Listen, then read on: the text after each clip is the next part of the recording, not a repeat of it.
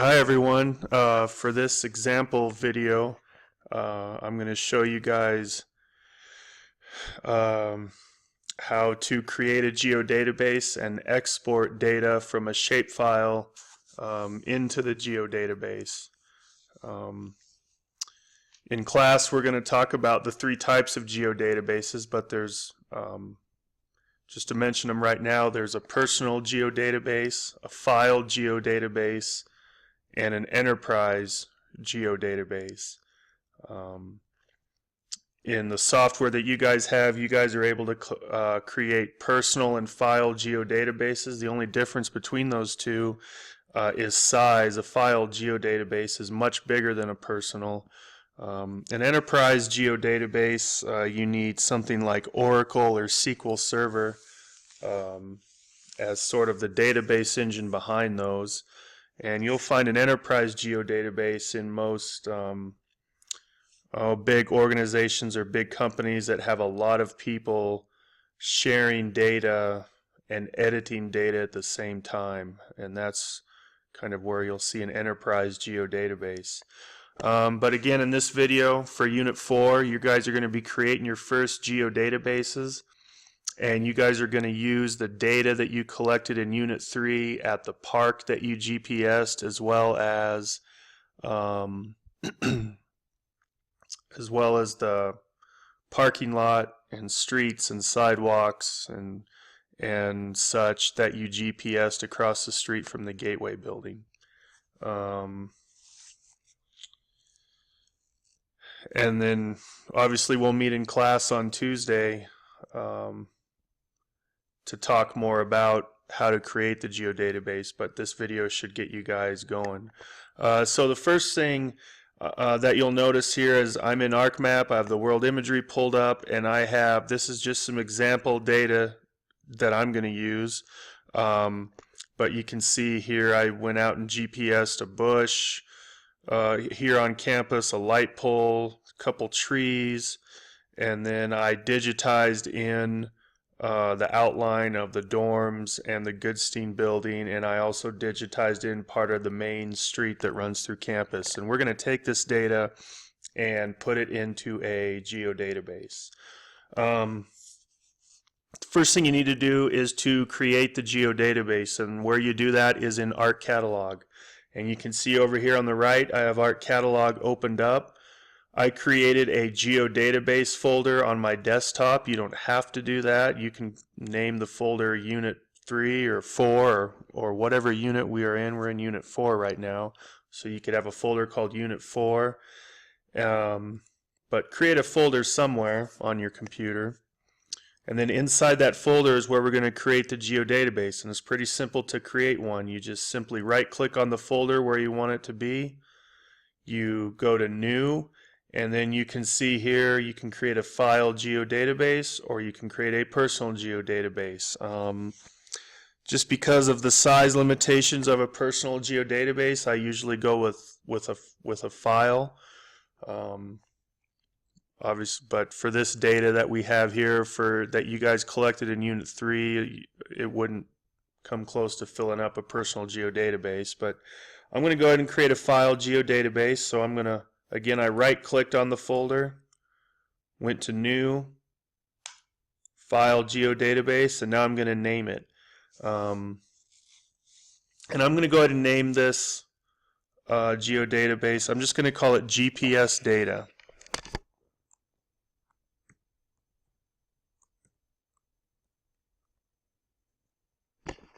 Now, why I don't name it something more specific will hopefully become apparent here in a second, but again, I'm just going to call it GPS data. Now, the nice thing about a geodatabase is, excuse me, you've got the geodatabase, which you can think of a geodatabase as a filing cabinet, okay? Inside the filing cabinet, you have drawers, and what the drawers are called in a geodatabase are called featured data sets, okay? Then inside a filing cabinet, inside the drawers, you have the actual files. And you can think of the actual files in a GeoDatabase as being these shape files over here in the table of contents that we're going to eventually put in there, okay?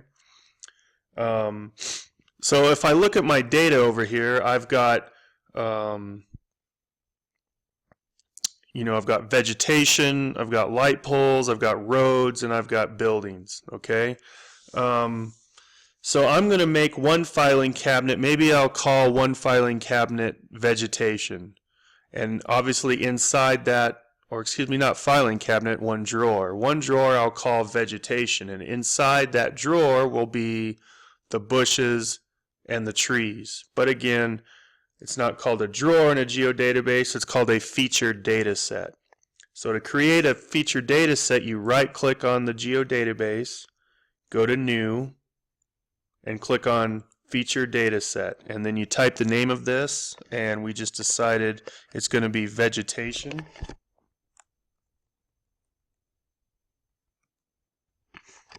I'm going to click OK or Next. The nice thing in a GeoDatabase, in all of the featured data sets, you can have different projections for each drawer or featured data set, which is kind of handy. I believe when we went out and collected our data, we were using the state plane projection, so I'll just go ahead and use that same projection. So let me see here. We're going to go to projected. Where am I at here? State plane. NAD 83 US feet. And then remember, Casper is in Wyoming East Central.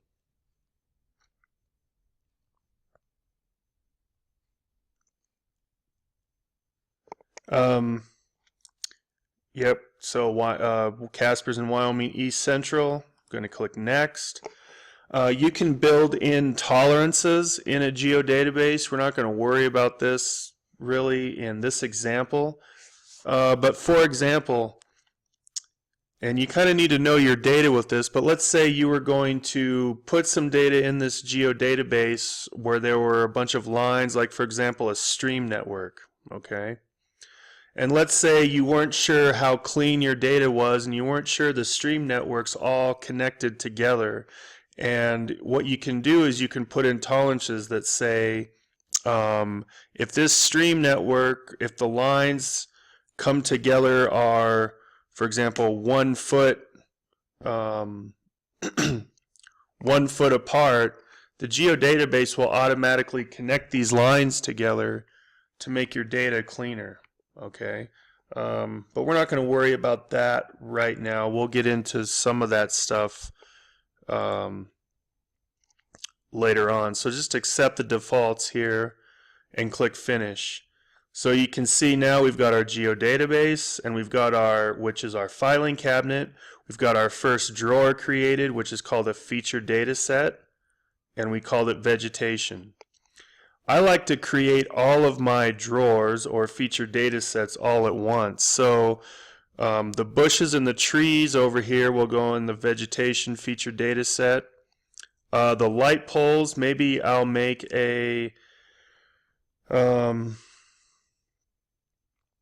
featured data set called, I'll call it infrastructure. Okay.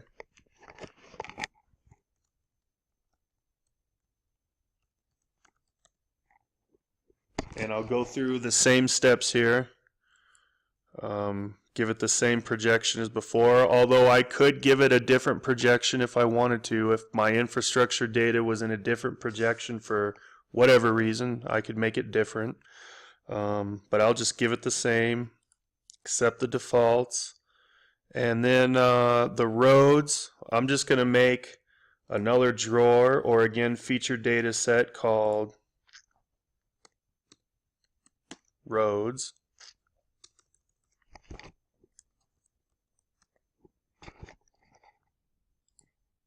Again, accept all the defaults.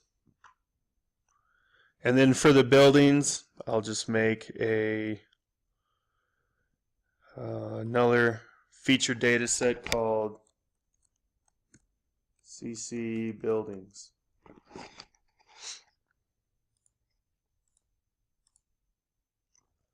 Okay, my GeoDatabase is set up. Okay, I've got my GeoDatabase and featured datasets. Now I need to get this data exported over into the GeoDatabase. Now, right now, this data is in shapefile form. Once you export shapefiles into a GeoDatabase, they aren't called shapefiles anymore. They are called feature classes. Okay, and so I'll just start with the buildings first. So it's pretty easy to do. I am going to right-click on the CC buildings in ArcMap. I'm going to go to Data, Export Data. I'm going to hit the Browse button. I'm going to find where my GeoDatabase is. For me, it's on my desktop. There's my GeoDatabase folder. Here's my GeoDatabase. The buildings are going in the CC Buildings featured dataset, so I'm going to double click it, and then I'm going to name it. And I'll just name it the same name, so I'll just call it, I'm just going to call it Buildings. Make sure when you save as type that shapefile isn't selected. You need to select File and Personal GeoDatabase. Okay? Click Save. Click OK. Do you want to add the exported data to the map as a layer? Yeah, sure, I'll add it to my map. And there you can see it added it. I can remove the other buildings. And then if I hit the plus sign next to the CC Buildings featured data set over here on the right, you can see there's the buildings feature class. Okay, so again, GeoDatabase, feature data set, feature class. Now I'm going to go over here and do the same thing with the roads. Right click the roads, go to Data, Export Data. I don't want it in my CC buildings, I want it in my roads feature data set.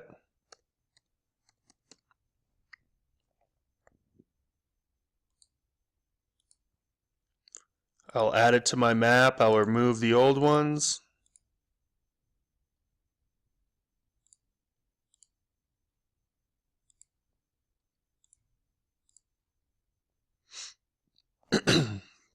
Okay.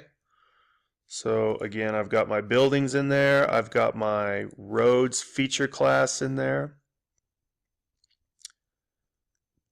Now let's do the vegetation and the light poles. Now this is one shapefile that contains all three of these features.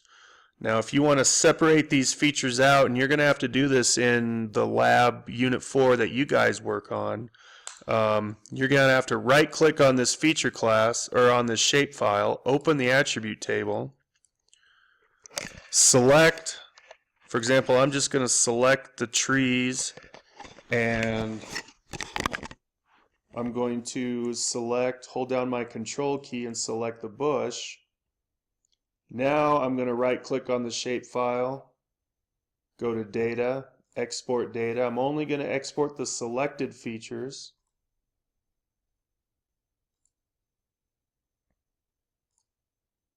Actually, I want those trees and bushes to be separate, so I'm going to just select the two trees, right click on the shapefile, go to Export, click on my vegetation feature data set, double click it, and I've selected the trees, so I'm going to type in trees, click Save, click OK. And now I have the trees in my GeoDatabase, and then I have them in my map. Now I'm going to do the same thing with the one bush that I GPS, so I'm going to select the bush, right click on the point features shapefile, go to Data, Export Data. I want to call this one, I'll just call it bush, click Save. Click OK. Do I want to add it to my map? Yes. And you can see I have the bush and the trees in my vegetation feature data set. And then finally I'm going to do the light pole. select it in the attribute table of the shapefile, right-click the shapefile, data, export data, browse. I don't want it in my vegetation feature data set, I want it in my infrastructure.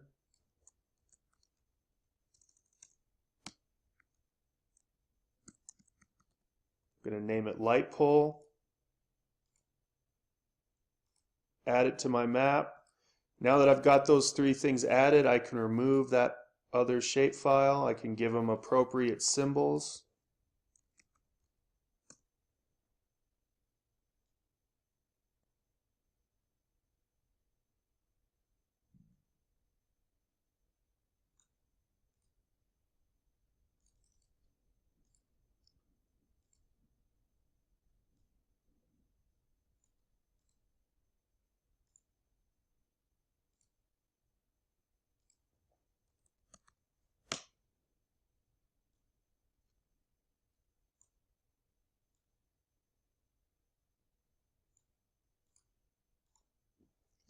And there we go. Now, one thing I want to show you guys, so I want you really to understand the difference between a shapefile and a GeoDatabase. If I go over here to the right in Art Catalog, notice here's all the items in my GeoDatabase, okay? Again, the GeoDatabase is like a filing cabinet. Inside the filing cabinet we have drawers. The drawers are called a feature data set. We have the CC Buildings feature data set, infrastructure feature data set, roads and vegetation feature data set. The files inside the drawers are called feature classes, and we have buildings, light pole, roads, and trees and bushes in the vegetation feature data set, okay? Now notice the big difference between a GeoDatabase and Shapefile. If I open up Windows Explorer and I navigate to where these shapefiles are that I had in my ArcMap originally, which is in Documents, Classes, Geog 1100, Week 7 I believe, okay? Now if I wanted to email someone all of this GPS data that I collected, look at all of the files I'm going to have to email them. CC Buildings has 1, 2, 3, 4, 5, 6, 7 files in it. CC Point Features has 7. CC Roads has the same thing, okay? So I would have to email someone 21 files if they wanted all of these in shapefile form, okay? But if I want to email someone the GeoDatabase that I've created over here on the right, let me open up another Windows Explorer here.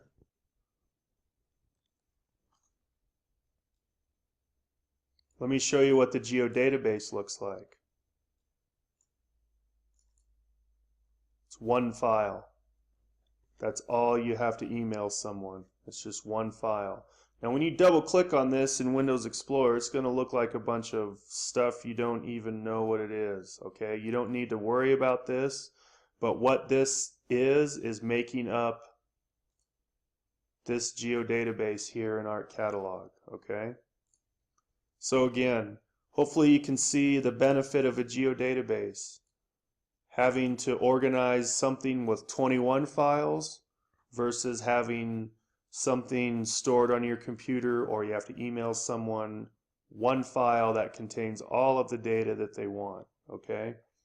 I think you'll agree, hopefully you agree, that a GeoDatabase is a lot better organizationally.